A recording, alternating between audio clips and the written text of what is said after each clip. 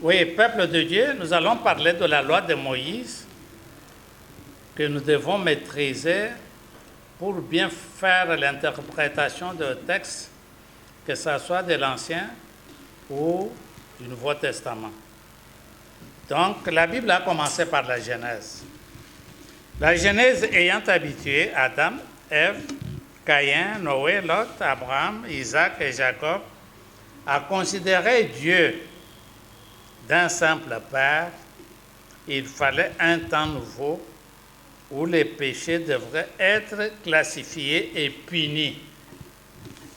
Voulant faire prendre conscience aux êtres humains de sa nature divine tant ignorée dans le passé, l'Éternel appela les Hébreux au mont Sinaï pour une démonstration de force et de gloire.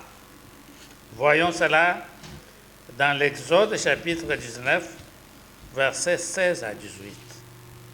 Dès lors, Jéhovah n'est plus Dieu à qui Abraham avait répondu d'une manière impolie ou simpliste en disant j'ai parlé d'Adam.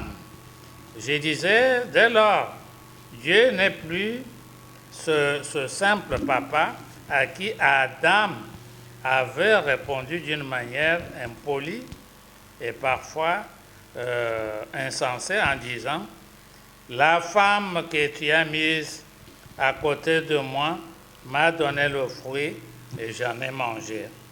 C'est ce que nous voyons dans la Genèse chapitre 3 verset 12. Et Jéhovah n'est plus cet ange de l'Éternel qu'Abraham avait retenu pour poser des questions sur la destruction de Sodome et Gomorrhe pendant longtemps, comme nous le voyons dans la Genèse chapitre 18 versets 22 à 23. Jéhovah n'est plus cet ange que Jacob avait serré dans ses bras pour exiger la bénédiction, tel que nous le voyons dans la Genèse, chapitre 32, versets 25 à 29. Fini l'impunité et vive la loi dite de Moïse, qui distingua les péchés non pardonnables, dont la peine ne fut que la mort physique du pécheur, et les péchés pardonnables effacés par le sang de sacrifice. Désormais, la gloire de Dieu est démontrée aux prophètes qui jouent le rôle d'interprète et d'intermédiaire entre l'homme et l'Éternel.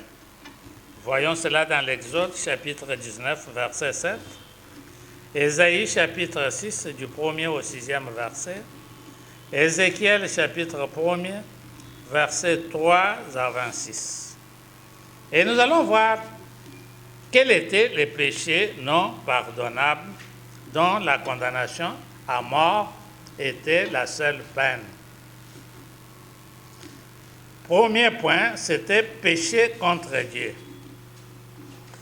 Péché contre Dieu, c'était l'apostasie ou l'abandon de son Créateur pour la magie, pour l'idolâtrie, comme nous le voyons dans Deutéronome, chapitre 13, du 1er au 8e verset, Lévitique, chapitre 24, verset 26. L'idolâtrie, c'est Exode, chapitre 22, verset 20, et puis verset 34.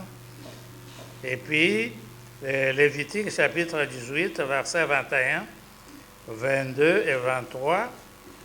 Et la sorcellerie, Exode chapitre 22, verset 18, et Deutéronome 18, verset 9 à 14. La divination, Deutéronome chapitre 18, verset 20, et les blasphèmes, Lévitique chapitre 24, verset 16. Et puis, il y avait le mépris du culte. Violation du sabbat, Exode chapitre 35, verset 2 à 3, Deutéronome chapitre 5, versets 12 à 15. Et la consommation du sang, Lévitique chapitre 17, verset 10. Et puis, il y avait aussi un troisième point de péché non pardonnable, le mépris de la dignité humaine.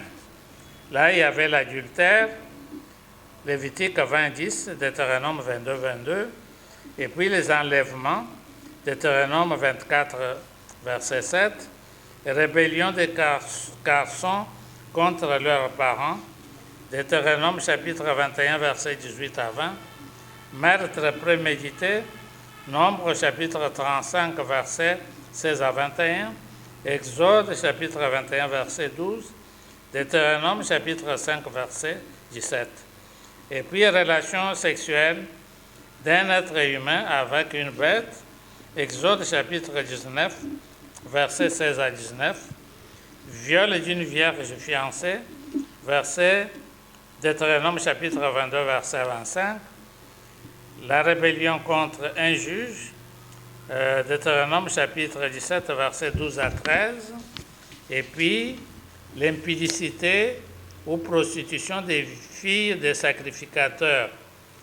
Là, avec ce péché-là, les filles étaient appelées à être lapidées et brûlées pour ce péché.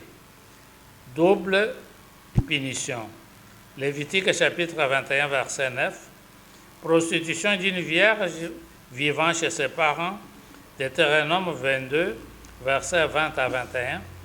Crime d'un enfant ayant frappé son père ou sa mère. Exode chapitre 21, verset 15.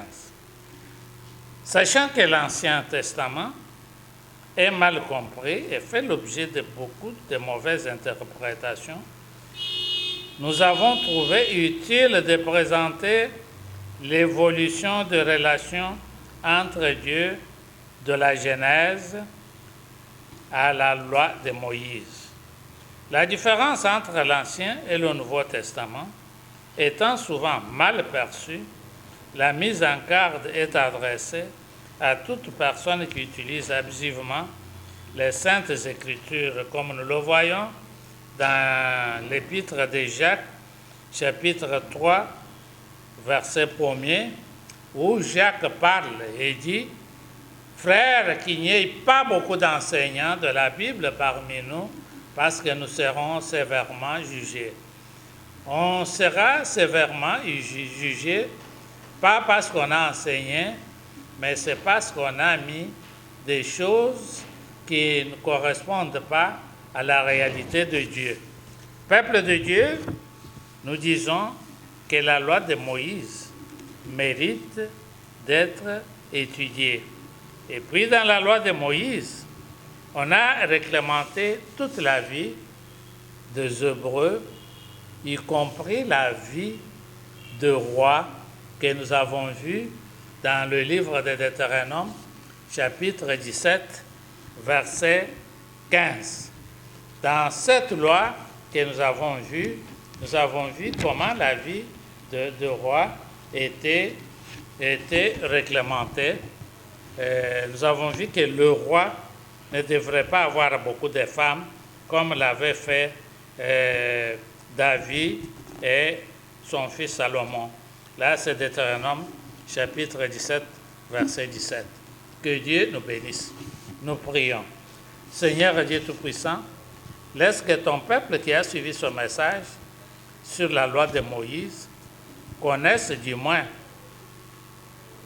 que la loi de Moïse a existé pour faire la différence entre la Genèse et le temps où les prophètes étaient déjà là et où le monde était déjà peuplé. C'est une alliance qui a été clôturée par l'arrivée du Seigneur Jésus et principalement par sa mort sur la croix. Et nous vivons la nouvelle alliance. Que Dieu nous bénisse. Oui.